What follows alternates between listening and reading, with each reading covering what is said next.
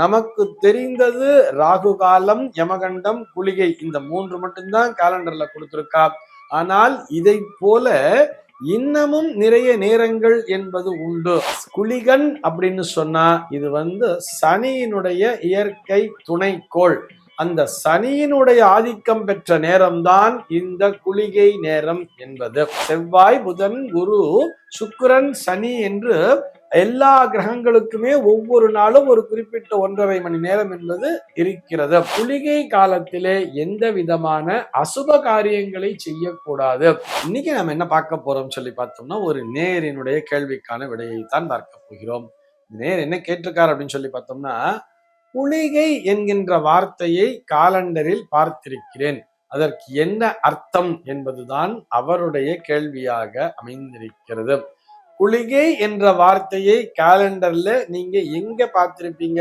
ராகு காலம், யமகண்டம், குளிகைன்னு சொல்லி கொடுத்திருப்பா.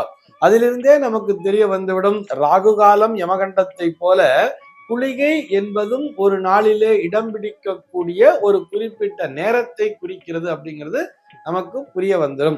உதாரணத்திற்கு ஒரு செவ்வாய்க்கிழமை நாள் எடுத்துட்டோம்னா, அன்றைக்கு மத்தியானம் 12:01 குளிகைன்னு போட்டிருப்பா. குளிகைன்னு சொல்லி போட்டு 12:01 ஒரு டைமை கொடுத்திருப்பா. சரி, அப்ப குளிகைனா என்ன சார் அப்படின்னு சொல்லி கேட்டோம்னா, நமக்கு தெரிந்தது ராகு காலம், யமகண்டம், குளிகை, இந்த 3 மட்டும்தான் காலண்டர்ல கொடுத்திருக்கா. ஆனால் இதை போல இன்னமும் நிறைய நேரங்கள் என்பது உண்டு. அதாவது இதை போல இன்னமும் 5 வகையான நேரங்கள் என்பது உண்டு. நமக்கு வார நாட்கள் என்பது எத்தனை? 7 நாட்கள் இருக்கிறது அல்லவா? இந்த 7 நாட்களுக்குமே ஒவ்வொரு காலம் என்பது உண்டு. இப்படி புரிஞ்சுக்கலாமே. என்ன தெரியுமா குளிகைன்னு சொன்னா? குளிகன் அப்படின்னு சொன்னா இது சனியினுடைய இயற்கை துணைக்கோள். அந்த சனியினுடைய ஆதிக்கம் பெற்ற நேரம்தான் இந்த குளிகை நேரம் என்பது. சரி சார், அப்படின்னா ராகு காலம்னா என்னன்னு கேட்டா, அது ராகு கேத்துக்கள், ராகு கேத்துன்னு 2 பேர் சொல்றோம் இல்லையா, அவர்கள் இருவரினுடைய தாக்கமும் சேர்ந்த ஒரு நேரம் தான் இந்த ராகு காலம் என்பது. யமகண்டம்ங்கிறது என்ன சார்ன்னு கேட்டா, யமகண்டன் என்பவர் குருவினுடைய இயற்கை துணைக்கோளாக பார்க்கப்படுகிறார். ஆக குருவினுடைய அந்த வியாழன் என்று சொல்லப்படக்கூடிய அவருடைய நேரமாகத்தான் யமகண்டம் என்கின்ற அந்த காலமானது பார்க்கப்படுகிறது. கரெக்டா 1.5 மணி நேரம் கொடுத்திருப்பா. 1.5 மணி நேரம் நம்ம பகல் பொழுது அப்படின்னு எடுத்துக்கும் பொழுது ஒரு 12 மணி நேரம் பகல் பொழுது இருக்குன்னு சொன்னா, அப்போ அந்த 1.5 மணி நேரமா பிரிச்சோம்னா மொத்தம் 8 வகையான நேரங்கள் என்பது இருக்க வேண்டும் அல்லவா? அந்த 8 வகையான நேரங்கள் என்ன என்ன அப்படின்னு சொல்லி நம்ம எப்படி ஞாபகத்துல வச்சுக்கலாம்னு சொன்னா, வார நாட்கள் 7ஐயும் நினைவிலே வைத்துக் கொள்ள வேண்டியது. ஞாயிறு என்றால் சூரியன், அந்த சூரியனினுடைய இயற்கை துணைக்கோள்னு பார்த்தோம்னா காலன் என்று கொடுத்திருப்பார்கள். அந்த காலன் அவருக்குரிய நேரமாக ஒரு நேரத்தை ஒவ்வொரு நாளுமே அந்த காலனுக்கு என்று ஒரு நேரம் என்பது உண்டு.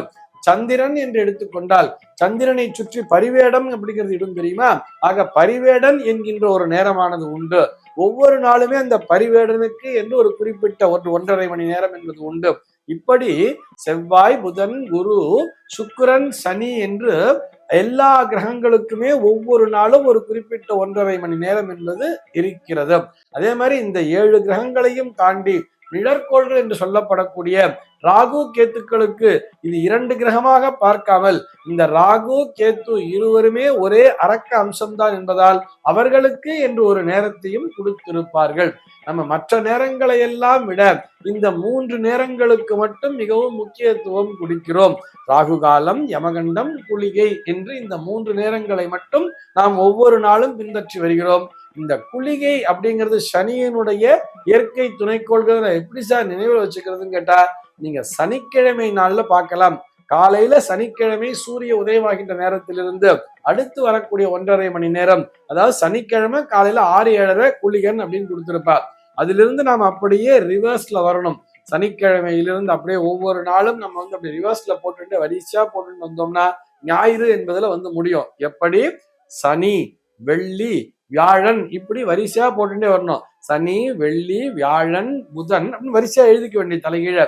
சனி, வெள்ளி, வியாழன், புதன், செவ்வாய், செவ்வாய் தொடர்ந்து திங்கள், திங்களுக்கு அப்புறம் ஞாயிறுன்னு எழுதிட்டு சனிக்கிழமை காலைல 6-7:30 எழுதிக்க வேண்டியது. அப்படியே வரிசையா பார்த்தோம்னா வெள்ளிக்கிழமை 7:30-9, வியாழக்கிழமை 9:10, புதன்கிழமை 10:12, செவ்வாய்க்கிழமை 12:01, அதனை தொடர்ந்து திங்கட்கிழமை 1:03, அப்புறம் ஞாயிற்றுக்கிழமை 3:04 என்று முடிவடைந்து விடும் குளிகையினுடைய காலம்.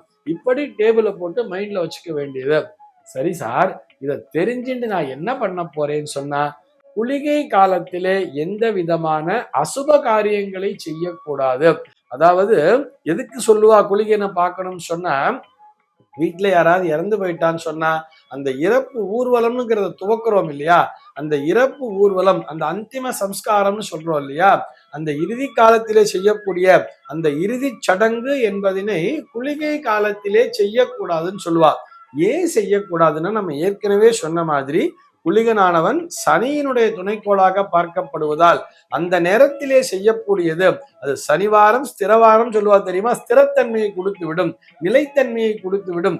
மீண்டும் மீண்டும் அந்த வீட்டிலே அந்த சடங்கானது நிகழ்ந்து கொண்டே இருக்கும் என்பதால் ஒரு சனிக்கிழமை அந்த ஒரு குளிகை நேரத்துல போய் நம்ம ஒரு இறப்பு ஊர்வலத்தை துவக்கணும்னு சொன்னா, ஒரு அந்திம காரியத்தை, ஒரு அந்திம சம்ஸ்காரத்தை துவக்கினோம் என்று சொன்னால் மீண்டும் மீண்டும் அந்த வீட்டிலே அந்திம சம்ஸ்காரம் என்பது தொடர்ந்து வந்து கொண்டிருக்கும் என்பதால் அசுப காரியங்களை குளிகை நேரத்திலே செய்யாதேன்னு சொன்னார். அதே நேரத்திலே குளிகை காலத்திலே நம்ம ஸ்திரமா இருக்கக்கூடிய விஷயங்களை, ஒரு வீடு பத்திரம் ரிஜிஸ்டர் பண்றோம், அல்லது ஏதோ ஒரு சுப நிகழ்ச்சியை பண்றோம், வீட்டுல ஏதோ ஒரு பணத்தை கொண்டு நம்ம வீட்டுல வைக்கிறோம் சொன்னார், இவை அனைத்தையுமே தாராளமாக குளிகை காலத்திலே செய்யலாம். ஒரு நகையை வாங்கிட்டு வீட்டுல வைக்கிறோம்னு சொன்னா குளிகை காலத்துல வைக்கலாமே.